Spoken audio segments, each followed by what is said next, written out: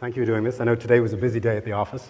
Yeah. I guess every day is a busy day at the office when you run into big companies. Some are more intense than others. This is on the more intense side. Let's talk about Tesla. And if one were to believe everything one reads in the press, which I don't as a former journalist, the recent fires in the Tesla cars sound like the Hindenburg disaster in 1937. Right, the humanity. Reality is somewhat different. Tell us what really happened there. So I think, first of all, that it's fair for a new technology to receive more scrutiny than older technologies, because it should be held to a higher standard. But there's some reasonable limit to what that increased standard should be. And I mean, since the Model S went into production about a year and a half ago, there have been about 250,000 gasoline car fires in the US, about 400 deaths, 1,200 serious injuries. Our 3 fires, which caused no injury, received more headline news than the other 250,000 combined. That seems like an unreasonable ratio, I think. And I believe all 3 owners of those cars who crashed wanted to get another one. Yes. Right, exactly. It's like, don't take my word for it. Like that was, like I said, well, how soon can they get a loaner car until the insurance thing gets figured out? And so also we gave them one right away. But I mean, that's the acid test. Like, does the guy that experienced the fire, does he want to have that same car again? You feel safe in it. Yeah. Stock price down again today, 10%. Do you care about that? I mean, it kind of sucks running a public company. Yeah.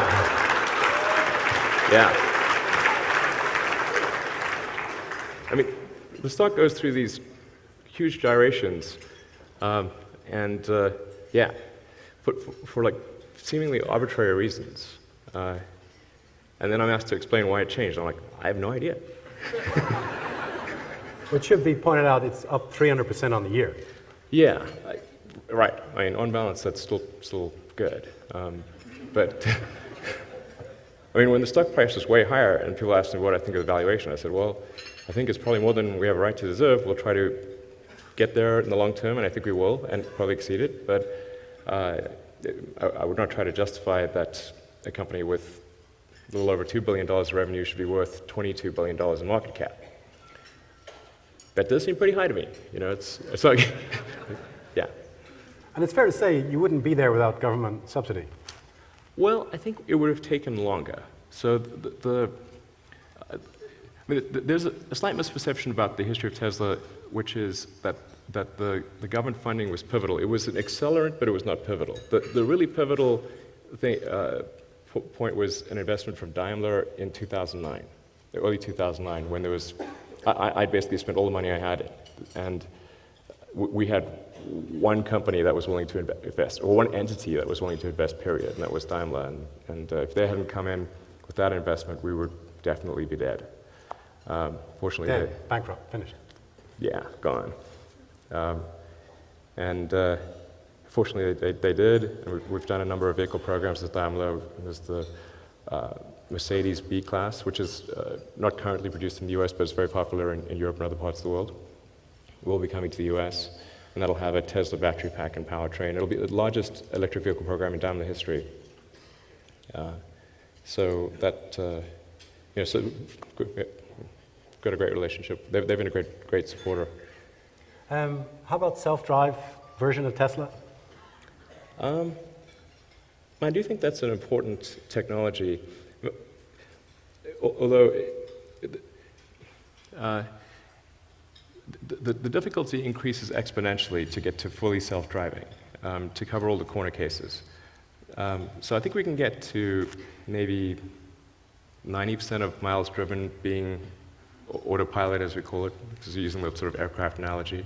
I think we'll get there pretty soon, maybe in a few years. But then covering that last 10% is really difficult. And so getting from 90% to 99, then to 99.9, and then ultimately to be truly self-driving, like you can fall asleep in the car arrives at your destination, which would be really great.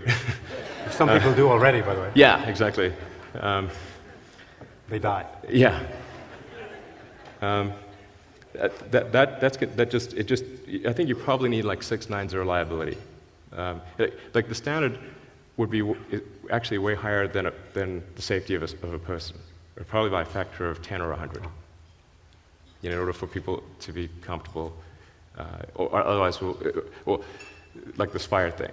Just like a car is basically the safest car you could possibly drive if you care about fires, and that's not the impression one would have reading the headlines. You would have sort of the opposite impression. And so for self-driving or autopilot, hopefully the media doesn't do the same thing, same like mega disproportionate response. But I do think that it should be held to a standard that's maybe like 10 times better than a person. And I know Google's working on this too. 10 years, more or less? Yeah. I think that the right path is probably a little different from what Google is pursuing. Larry Page is an old friend of mine. I've known him since before he got venture funding for Google. And I think he's a really brilliant guy. But it's not. Google isn't focusing on autonomous cars, whereas it's going to be a pretty significant focus for Tesla. And from our standpoint, it only matters if the autopilot capability does not result in a substantial cost increase to the car. And the way the Google sensor suite is set up, it's like they were like 60 grand. That's like a lot. I want to ask you about risk-taking, because there's a theory that entrepreneurs who hit it out of the park one time make that $1 billion+ company work. Right. They're reluctant to do it again, not because they're afraid of losing their money, but because they feel if they were to fail a second time round, then in their own minds maybe they would think, well, the first time it was just luck, it wasn't really my own skill or my own sense of how to run a business. But not only did you rose, PayPal came up to 1.5 billion, you got out of that. Not only did you invest again, but you invested again twice. Not only that, but you chose probably 2 of the most risky capital-intensive industries to go with. Rocket technology, which is basically a bomb, right. directed up, yeah. And then cars, which are, we know what's happening in Detroit. Yeah. So what is it that motivates there to do that, to go through the crucible again, 2 times again? Yeah, I'm not sure it was the right decision, but... so far, so good. Yeah. It's much less fun than it may appear, but in the case of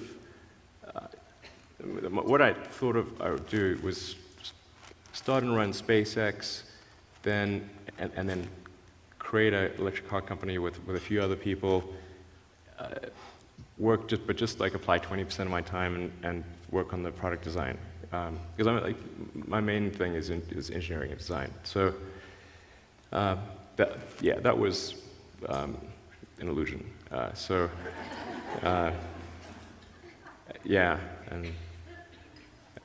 then I don't really have any choice but to apply a ton of time to Tesla, or the company would be definitely dead. So. But the other way to do it, you could have stayed in Silicon Valley, started another few internet companies, made $1 billion, and then you could have bought Chrysler and probably bought NASA too, and you wouldn't have to start from scratch. That seems too easy. Yeah. All right, we'll move on. I don't really want to. The point is not to sort of own a car company, but rather to accelerate the advent of sustainable transport. And it seemed like it would be difficult.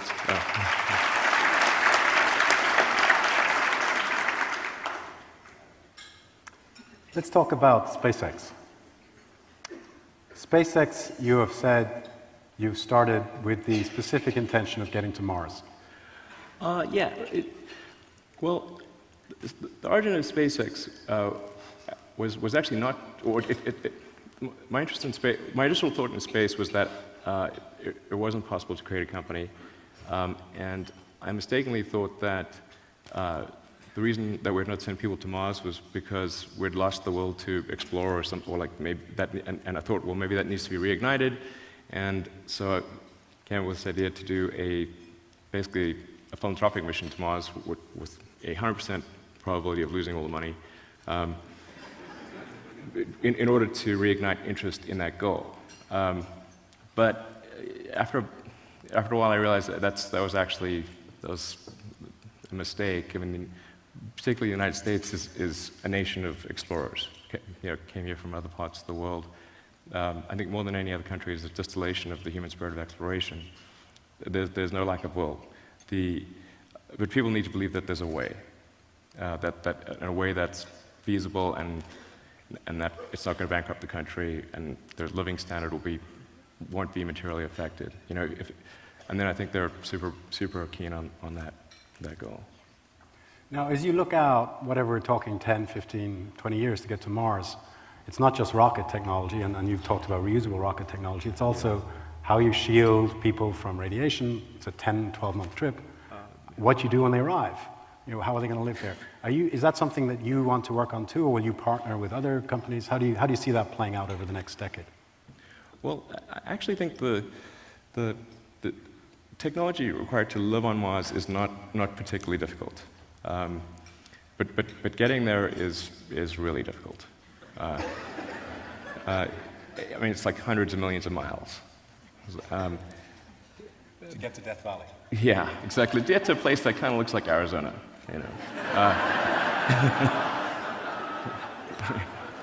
or like a cold version of Arizona with not quite as much water. I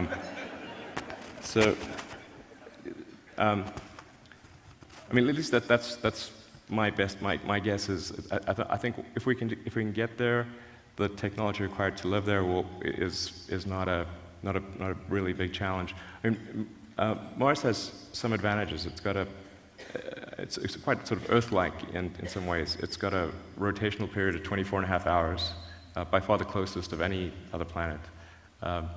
The atmosphere is carbon dioxide. No, it's at a low pressure, but if you were to have a transparent dome, all you'd need is a pump and some fertilizer, and you could grow plants on Mars. The plants would convert the CO2 to oxygen. The other thing that's been big in the news recently is the Hyperloop, which you have sketched out, you estimate, from LA to San Francisco in 35 minutes. Yeah, now, you could push that a little bit, but... Well, I'd be happy if I could get from Santa Monica to downtown LA I know. in 35 minutes. I know. I know you have your personal issues with the 405. The 405 is like the most brutal construction project I've ever personally witnessed. I mean, it's like mind-boggling. But I also know that, so you sketched this out, but I know that your plans for the Hyperloop have been put into some pretty sophisticated simulation technology. Yeah. And it looks like it actually might work. Am I right? Yeah. And we did run simulations at SpaceX and Tesla. So, we thought it would work, but I mean, I actually don't think it's particularly like. I mean, I think it's like the engineering of it that it would work is actually pretty obvious, honestly. But I mean, so I think the larger issues are political, getting the political support to do something like that, and then making sure the economics pan out. Yeah, I hope someone does it, because I think it would be cool. I mean, it would be great to have something like that. It's just like, it doesn't seem like our mass transportation is getting better. It seems to be kind of getting worse. So that's not a good future. You said something there, you hope somebody else would do it. I'm curious, what makes you really so unique is not only your ability to dream big, but to execute. There are lots of utopian thinkers out there, but they cannot execute. Yeah. But there are some other people who can do good things. And I'm wondering what seems to motivate you. You see things that frustrate you or you think are not as good as you like, and then you try and fix them. You've worked on solar power, you've worked on electric cars, and on interplanetary space travel. I'm wondering what other things about America, and about the world for that matter, would you like to see fixed either by a company you might do yourself or by someone, a smart entrepreneur? What else out there is feasible? You know, we all want to get rid of world poverty and get rid of childhood diseases, but what problems out there can feasibly be fixed, say, in our lifetimes? Well, I mean, I think first of all, the world's actually pretty great right now. I mean, arguably better than any point in history. And this is sometimes lost. If you read the newspapers, they're like a magnification of all the world's problems. It's like, I mean, newspapers seem to be attempting to answer the question, what was the worst thing that happened on Earth today? Yeah, and it's... You're right. If it bleeds, it leads. Yeah, and it's like, okay. I mean, and I think there is kind of an evolutionary reason for that, because it makes more sense to, like, you want to prioritize danger over reward, or risk, because you know, if you get eaten by the lion, it's game over. But you know, if you forget where you left some snack, that's okay. I mean, you know, so there's it's not quite the same in terms of the risk-reward balance, but we didn't evolve with newspapers and global media. So, like, our brain's sort of having a fear response to a bunch of dangers that are extremely unlikely to ever affect us. But yeah, yeah. You have, I believe, about 3,000 people at Tesla. We have 6,000, yeah. 6,000. I'm malinformed, and SpaceX is 3,500. So that's a massive agglomeration of engineering talent. Huge. Yeah. If I could take the metaphor of a ship, how much time do you have to go down into the engine room, roll up your sleeves, get your hands dirty, and fix stuff as an engineer? And how much time do you spend on the bridge steering and looking at the distant horizon? Well, not a lot on that last point. There's a constant flurry of executional challenges, and so I try to triage my time according to what would be best for the companies, and still, you know, have some time to see my kids, you know, because I don't want to miss them growing up. So, it can vary from big issues to things that seem small but actually could have a really big impact. So, I mean, it's all the way from design aesthetics to the details of, say, the vehicle functionality, or in the case of the rocket, the avionics, propulsion system, and airframe. I mean, the rocket is kind of has more of a concentrated pucker factor, because you've got these launches, and at least with a car you can do a recall or like do a software update. That's not going to happen with the rocket. So it's like passing grade is 100%, which induces anxiety, you know. How do you handle launch anxiety when you're actually waiting the countdown we saw on here? Well, these ones, actually, I mean, I have quite a lot of anxiety, because I always think, oh, there must be something that we did wrong, and you know, is there anything I could have done to prevent this hypothetical thing bad thing from occurring? I mean, the last roughly 10 launches have worked, but the 3 launches we started off with did not. So by far the worst emotional stress was the 4th launch of Falcon 1, because the first 3 launches did not make it to orbit. They got to sort of space on launches 2 and 3, but they didn't get to full orbital velocity. And when I started out, I figured I would have enough money for three launches. Oops. Yeah. Oops. So we squeaked by on the fourth one. We sent out a link today. I don't know how many of you saw it, but it's of you using your hands as 3D molding sort of tools for stuff you're doing on a computer screen, and it's a rocket engine that you're able to manipulate with your hands. And I know that you have told Jon Favreau, who produced or directed Iron Man, that that was the inspiration, because we see Tony Stark doing this in the movie. Absolutely. And I know also, I've read a bit, Isaac Asimov's Foundation series, you've also said has been inspiration.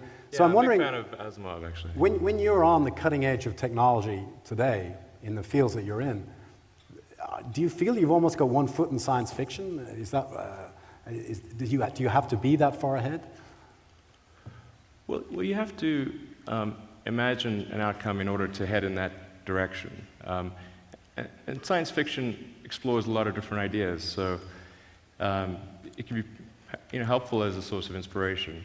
And like books, TV shows, movies, I mean, they're all, I think, sources of inspiration. I mean, most of the movies and TV shows about space are totally wrong, but they still have interesting ideas. Like the Star Trek communicator was an inspiration for the cell phone. Yeah, with the flip, right? Right. Yeah, exactly. In fact, the weird thing is, like the phones we have in our pocket vastly exceed what was on Star Trek. We're going to go to ask some of our students some questions, but first, one more. I'm a big James Bond fan. You just bought the Lotus Esprit that they used in The Spy Who Loved Me, which goes underwater. Yeah. And you're going to make that work. It's definitely a backburner project. Okay, but my question is,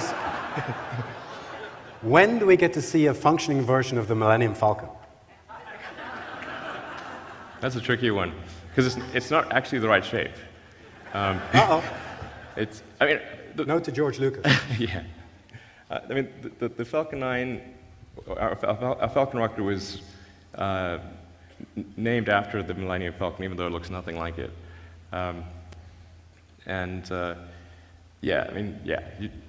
That's not the shape you'd want for a spaceship, really.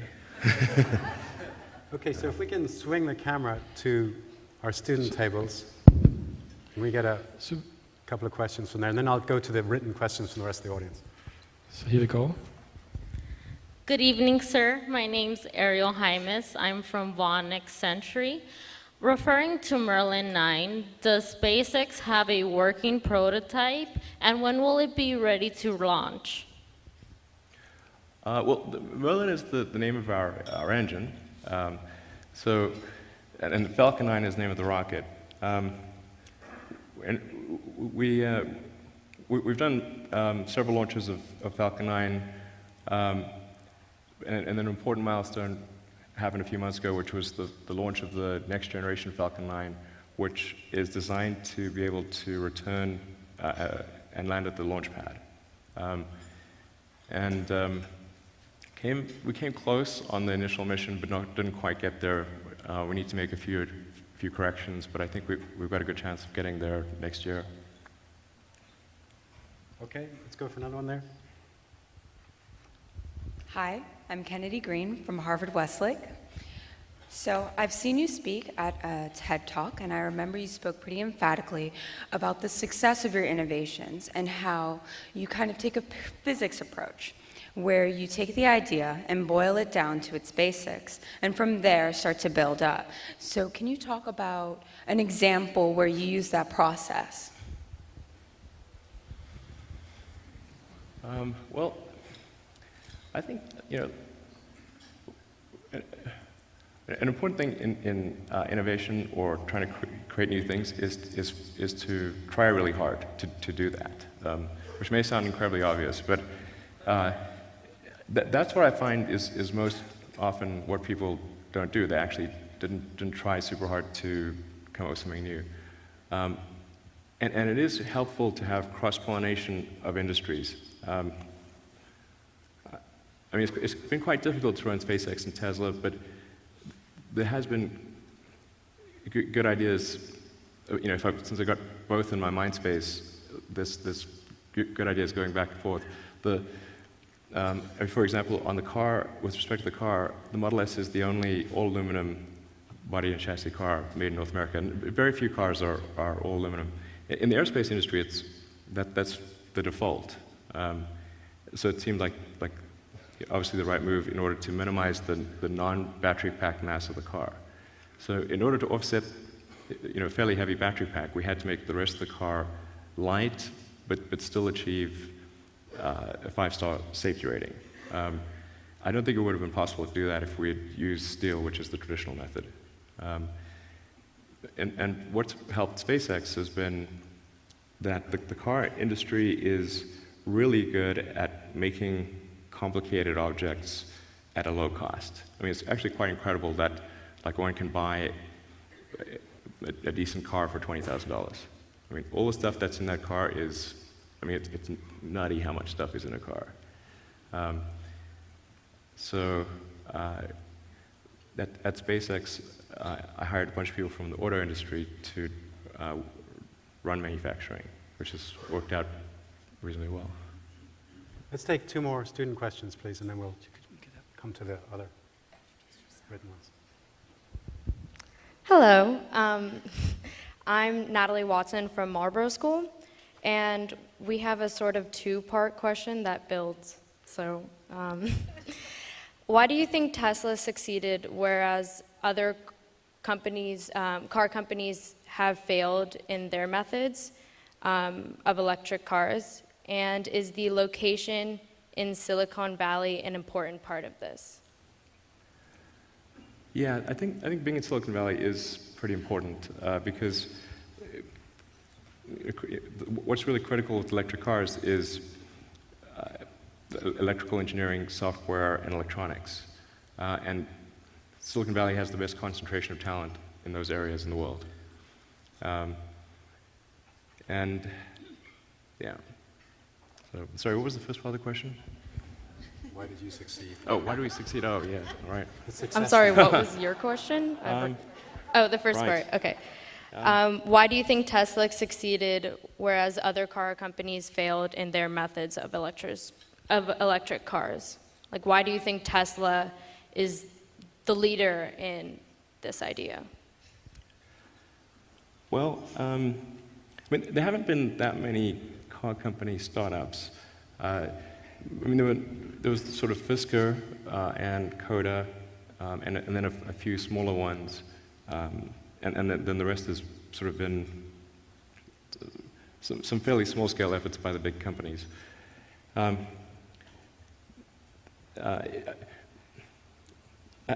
think if we say what was the difference between, say, Fisker and Tesla, that's maybe the most direct comparison. Tesla is a hardcore engineering company, and Fisker is kind of was based on styling. You know, it's like styling is good, important, but that's not the reason we don't have electric cars. So it's not, but for styling we would have electric cars. That's not the reason.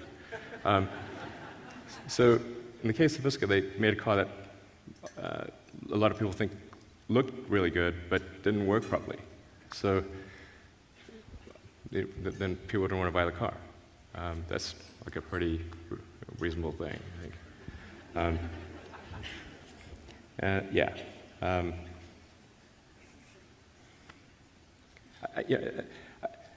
mean, if you think of what's the point of a company existing? The point is that it's a group of people that have gathered together to create a product.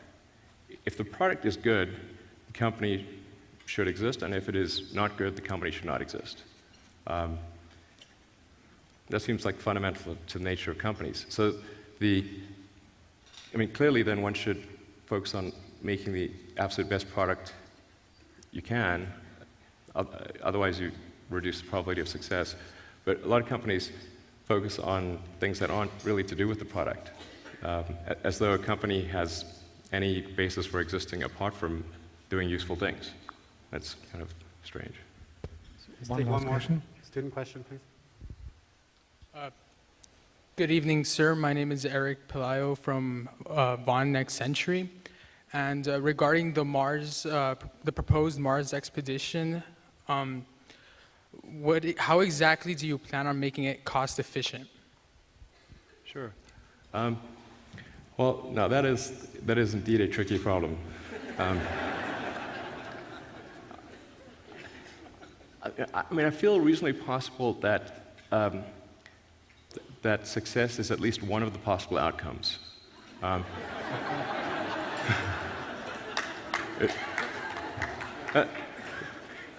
like, this is I mean, this is pretty important when you're trying to do something. It's like, well, can that be one of the outcomes? I wasn't actually confident about that until a few years ago. Now, I'm not saying we will get there, but I'm confident that it is at least possible. And the key to that is having a fully reusable Mars transportation system so that all you are replacing between flights, maybe apart from minor maintenance, is the propellant. I mean, like, reusability is so fundamental to having a major change in space flight. It would be difficult to overstate its importance.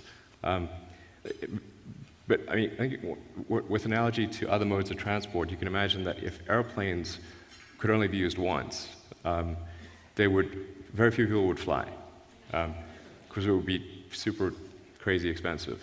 I guess like a 747 costs $250 million. You'd need 2 of them just for a round trip. But people are not paying $500 million to fly back and forth to London. And that's because you can use a 747 like 20,000 times. And for a rocket, a Falcon 9 rocket costs about $60 million to build. And so if it can be used once, obviously that's a $60 million capital cost. But if it can be used 1,000 times, then it's only a $60,000 capital cost. And I mean, that is, it is the fundamental difference. So you have to have fully usable, then you have to make sure that the propellant used is as low cost as possible. So our next generation rockets will be using methane as a fuel, which methane is the lowest cost source fuel on the planet, by a good margin. So, and so I think if your propellant costs are low and the system is fully reusable, then I think it should be possible to move to Mars for less than $500,000, which I think is an important threshold, because if people can sell all this stuff on Earth and move to Mars, well, and there's enough people who can do that, combined with those who actually want to do that,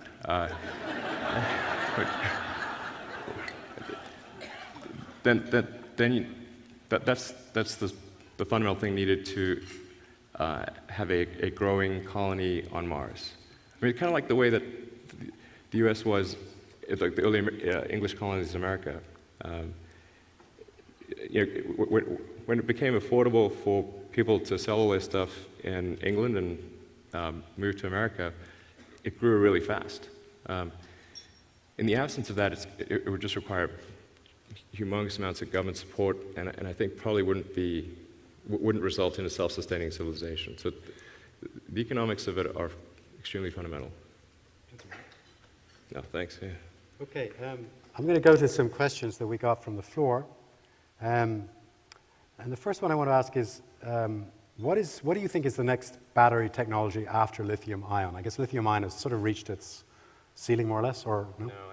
No, I think there are substantial improvements that will occur with lithium-ion batteries, without any no miracles required.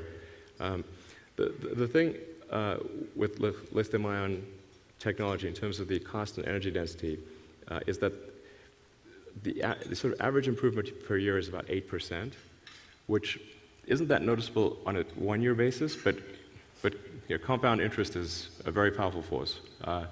And so after, say, 4 or 5 years, the cost is cut in half, assuming there's a strong forcing function for improvement, which I think electric cars provide. So I feel pretty good about achieving a substantial reduction in the cost of the battery pack, say in kind of the 3 or 4 year time horizon. Still way behind Moore's law for microchips. Oh yeah, sure. Double a year. Nothing. I mean, the only thing that operates at Moore's law speed is Moore's law. semiconductors just had this incredible advantage that as you made them tinier, they got way more efficient.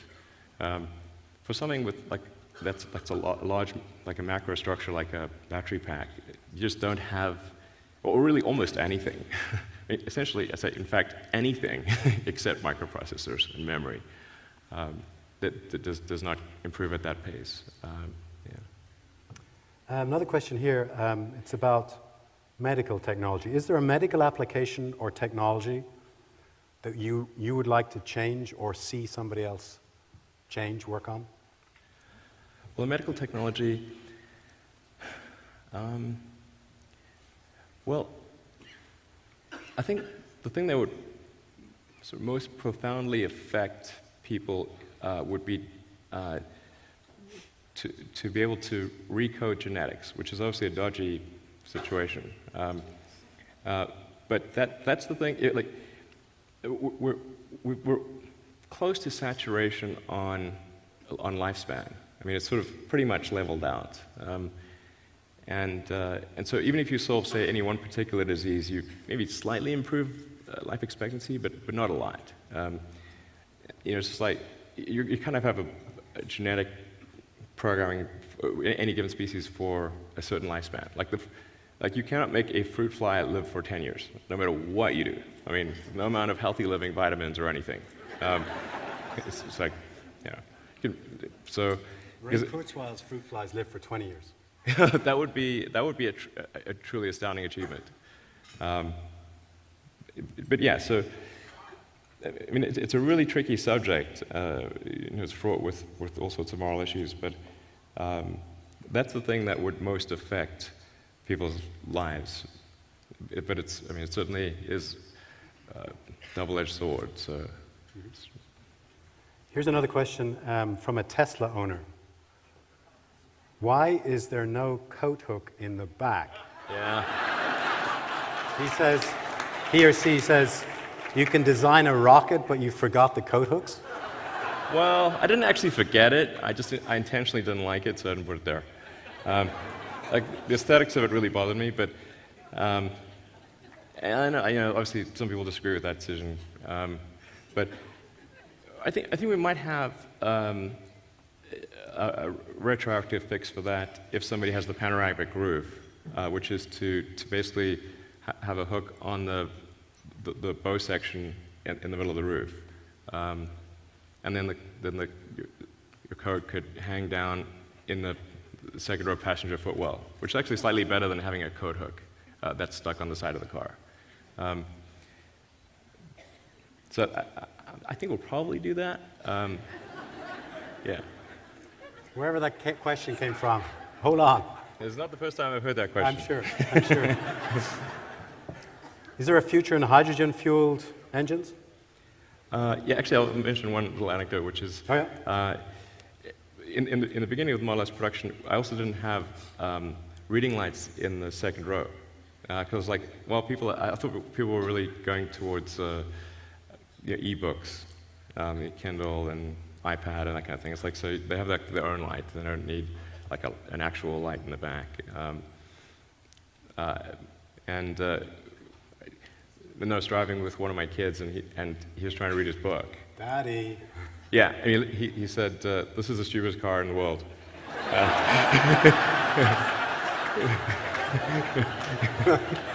Like, all right, we'll put the light back in.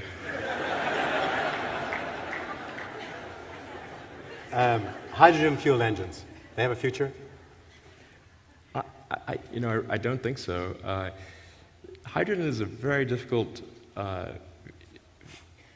energy storage mechanism. I mean, essentially, it's the means of storing energy chemically.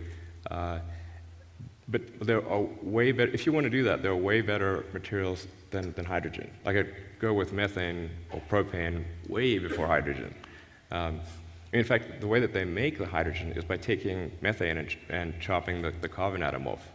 So that seems like a waste. Or they'll do electrolysis, which is even worse. So it's a really energy intensive. It's either like you're either still mining hydrocarbons on a large scale, or you're applying massive amounts of electricity to separate H2O. And then sometimes they'll say, oh, well, hydrogen is the most common element in the universe. Yes, but not on Earth, which is an important consideration. You know, yeah.